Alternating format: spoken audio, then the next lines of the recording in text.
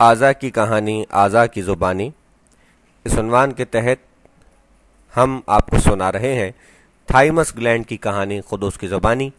پہلا حصہ پیش کیا جا چکا، دوسرا حصہ آپ کی سماعتوں کی نظر ہے، سماعت فرمائیے۔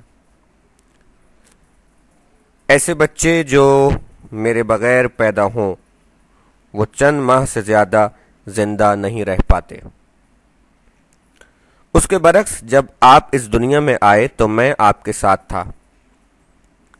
ماں کے خون سے آپ کے اندر منتقل ہونے والے دفاعی اجزاء یعنی اینٹی باڈیز کے ختم ہونے سے بہت پہلے میں آپ کے جسم میں ایک بہت بڑی سریع الحرکت فوج تیار کر چکا تھا جو اس مملکت خداداد کا مکمل تحفظ کرنے کے لیے اعلیٰ ترین صلاحیتوں سے بھرپور طریقے سے لیس تھی۔ آئیے آپ کو بتاؤں کہ یہ سریع الحرکت فوج کس طرح تیار ہوئی۔ آپ کی ہڈیوں کے گودے میں موجود سفید خلیے جنہیں لیمفوسائٹ کہا جاتا ہے اور جو اس وقت آپ کے جسم کے اندر اعلیٰ تربیت یافتہ کمانڈوز کی طرح اپنی ڈیوٹی انجام دے رہے ہیں، تو یہ لڑاکا سپاہی ہمیشہ سے ایسے نہیں تھے۔ جب آپ پیدا ہوئے تو یہ لڑاکا خلیے تازہ بھرتی ہونے والے رنگ روٹوں کی طرح تھے جنہیں ابھی ڈرل کرنے کا بھی تجربہ نہ ہوا ہو۔ ان نہ تجربہ کار لڑاکا خلیوں کو جلد از جلد اپنی اپنی ذمہ داریوں کو سنبھالنے کے قابل بنا کر انہیں اس مملکت خداداد کی پہلے سے طے شدہ جیو اسٹریٹجک پوزیشنوں اور چھاونیوں کے لیے روانہ کرنا میری ہی ذمہ داری تھی۔ آپ کی تلی اور لیمفیٹک سسٹم کے مختلف یونٹوں کا شمار انہی فوجی چھاونیوں میں ہوتا ہے۔ جیسے ہی آپ اس دنیا میں آئے تو آپ کے دماغ کے حکم پر یہ سفید خلیے ہڈیوں کے گودے سے نکل کر آپ کے دوران خون کے ذریعے سفر کرتے ہوئے مجھ تک پہنچنا شروع ہو گئے اور میں نے انہیں مطلوبہ صلاحیتوں کے لیے تیار کر کے آپ کی تلی اور لیمفیٹک سسٹم کی جانب بھیجنا شروع کر دیا۔ اس کے ساتھ ساتھ میں نے ایک خاص ہارمون بھی پیدا کرنا شروع کر دیا تھا۔ اس ہارمون کا کام تلی اور لیمفیٹک سسٹم کو زیادہ متحرک اور فعال بنانا تھا۔ اس طرح چند ہی دنوں میں آپ کا اپنا ذاتی دفاعی نظام باقاعدہ شکل اختیار کرنے لگا۔ اس دن سے آج کے دن تک اس سارے نظام کو میں اس خوش اسلوبی سے چلا رہا ہوں۔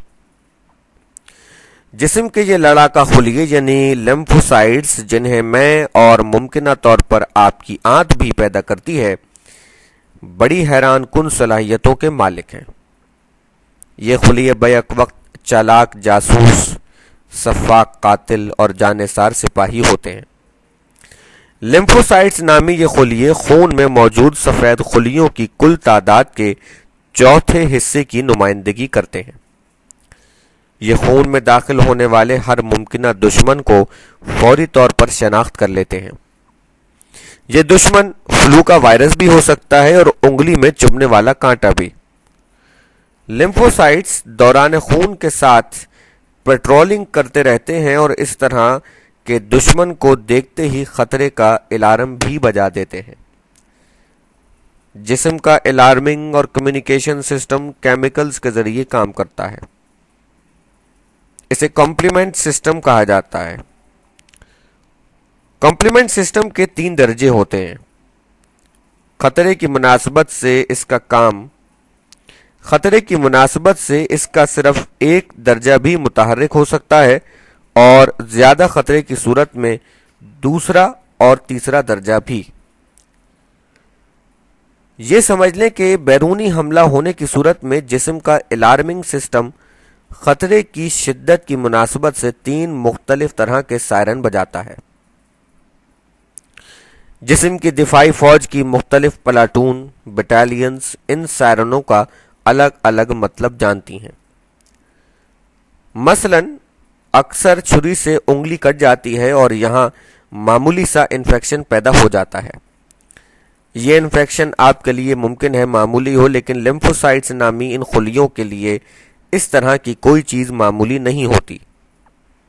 یہ خطرے کا الارم بجانے کے ساتھ ساتھ اینٹی باڈیز کو انتہائی برق رفتاری کے ساتھ حادثے کے مقام پر پہنچانا شروع کر دیتے ہیں۔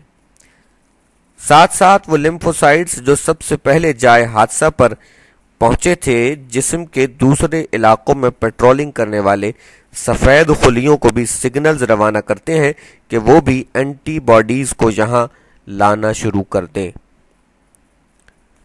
اینٹی باڈیز جسم کے دشمنوں کے خلاف جسم کا سب سے بڑا ہتھیار ہے۔ ہر بیماری کے لیے ایک بالکل الگ اینٹی باڈی ہوتی ہے، مثلا ممپس کے لیے الگ اور کالی کھانسی کے لیے الگ۔ اس طرح ان کی کم و بیش 10 لاکھ اقسام آپ کے جسم میں پائی جاتی ہیں۔ زخم کے ذریعے جسم میں داخل ہونے والا بیماری کا جراثومہ، virus, bacteria, fungus, antibodies نامی یہ ہتھیار ہر دشمن کے خلاف کارروائی کرنے کے لیے بہترین صلاحیتوں سے مالا مال ہوتے ہیں۔ یہ اینٹی باڈیز جسم میں زخم کے ذریعے اندر آنے والے ہر دشمن پر حملہ آور ہو کر اسے سیکنڈوں میں موت کے گھاٹ اتار دیتے ہیں۔ زخم کے گرد لڑی جانے والی کیمیائی جنگ میں ہلاک ہونے والے جراثیم اور جنگ میں کام آنے والے سفید خلیوں کی لاشوں کو ٹھکانے لگانا فیگوسائٹس نامی سفید خلیوں کا کام ہے۔ سفید خلیے یہاں پہنچتے ہی مردہ جراثیم اور خلیوں کو کھانا شروع کر دیتے ہیں اور دیکھتے ہی دیکھتے میدان جنگ ان لاشوں سے صاف ہو جاتا ہے۔ آپ کی انگلی پر آنے والا زخم چند دنوں میں ٹھیک ہو جاتا ہے اور آپ کو پتہ بھی نہیں چلتا کہ زخم کے ذریعے کتنے لاکھ جراثیم اندر داخل ہوئے تھے اور جسم کے اندر کیسا مارکا ہو رہا تھا۔ آپ کو زندہ رکھنے کے لیے کتنے لاکھ سفید خلیوں نے اپنی جان کی قربانی پیش کی اور جسم کے متعلقہ نظام نے اس زخم کو کس خوبصورتی سے بھر دیا۔ جسم کا دفاعی نظام 2 طرح کا ہوتا ہے۔ ایک دفاعی نظام کا GHQ غالباً آپ کی آنت کے اندر واقع ہے۔ یہ زیادہ تر بیکٹیریاز اور وائرس کے حملوں کے خلاف دفاعی جنگ لڑتا ہے۔ دوسرے دفاعی نظام کا ہیڈ کوارٹر آپ اپنے تھائمس کو کہہ سکتے ہیں۔ ہیڈ کوارٹر تھائمس کو کہہ سکتے ہیں۔ میرے لڑاکا خلیے لیمفوسائٹس بیکٹیریاز اور وائرس کی بعض اقسام کے خلاف تو جنگ لڑتے ہی ہیں، لیکن ان کی بنیادی ذمہ داری الرجی کے اجزاء یعنی فنگس اور اجنبی بافتوں کے خلاف مزاحمت کرنا ہے۔ اعضاء کی تبدیلی آج کل معمول کی بات ہے، لیکن ایسے آپریشن کی صورت میں ڈاکٹر مریض کو بے ہوش کرنے سے پہلے مجھے اور میرے نظام کے دوسرے حصوں کو بے ہوش کر دیتے ہیں، اس لیے کہ اگر ہم جاگ رہے ہوں تو جسم کے اندر کسی اجنبی بافتے، کھال یا عضو کا زیادہ دیر زندہ رہنا ممکن نہیں۔ ہماری بے ہوشی کی حالت میں اعضاء کی پیوند کاری تو ہو جاتی ہے، لیکن ہمارے عارضی طور پر معطل ہو جانے کے سبب بیرونی حملہ آوروں کو جسم میں داخلے کی کھلی چھٹی مل جاتی ہے اور اکثر مریض نئے تبدیل شدہ اعضاء سمیت جلد ہی قبر کے اندر پہنچ جاتے ہیں۔ بڑھتی عمر کے ساتھ جسم کا دفاعی نظام بھی کمزور پڑنے لگتا ہے۔ جوانوں کی نسبت بوڑھوں اور ادھیڑ عمر کے افراد میں کینسر زیادہ ہونے کا ایک سبب بھی یہی ہے۔ اس کے علاوہ ایک اور بات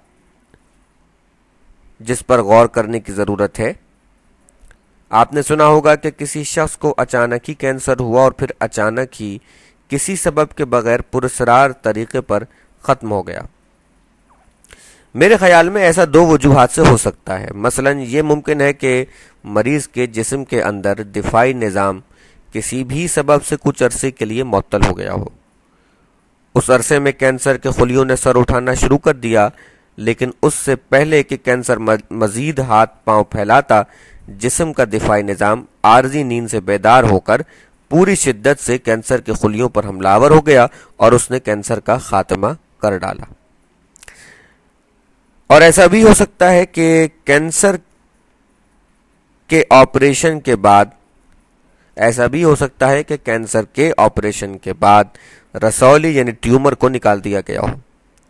کچھ دن بعد کینسر کا دوبارہ حملہ ہوا، لیکن کسی علاج کے بغیر خود ہی اس کا خاتمہ ہو گیا۔ ایسا شاید اس لیے ہوتا ہے کہ دفاعی نظام بڑی رسولی کے خلاف مزاحمت کرنے میں ناکام رہا تھا، لیکن کینسر کے آپریشن سے بچ جانے والی شاخ جو دوبارہ کینسر کا سبب بنی، دفاعی نظام نے اس چھوٹے دشمن کو آسانی سے ختم کر دیا۔ یہ ایک رائے ہے، یقینی طور پر ایسا کہنا درست نہیں ہوگا۔ یہ سوال بھی اپنی جگہ اہم ہے کہ جسم کا یہ دفاعی نظام بغیر کسی سبب کے اچانک ہی کام کرنا کیوں چھوڑ دیتا ہے، اور پھر بغیر کسی ظاہری وجہ کے دوبارہ کیوں کام کرنا شروع کر دیتا ہے۔ اس سوال کا جواب ہم آپ کو اگلے حصے میں دیں گے۔ توجہ سے سماعت فرمانے کا بہت بہت شکریہ۔